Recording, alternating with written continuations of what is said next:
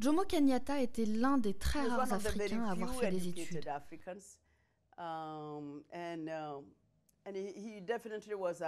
Il avait une personnalité très dynamique.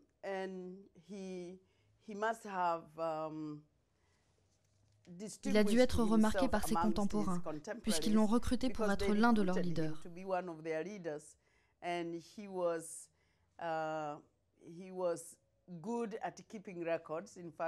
Il savait bien tenir des registres. On dit qu'il fut secrétaire de mairie.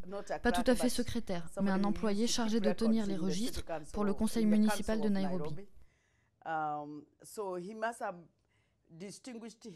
Donc il a dû se distinguer de ses contemporains pour qu'il fasse de lui un de leurs leaders.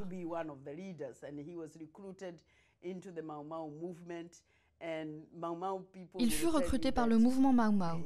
Et les Mau Mau vous diraient qu'il a participé activement et qu'ils le prenaient pour leur chef. Et puis, bien sûr, il fut finalement arrêté avec d'autres et mis en détention. Beaucoup disent que le Kenyatta qui sortit de prison était un homme différent, qu'il avait changé, qu'il avait été corrompu et qu'il avait accepté de collaborer avec l'administration coloniale pour être fait président, ce qu'il fut. But when the administration that he put in place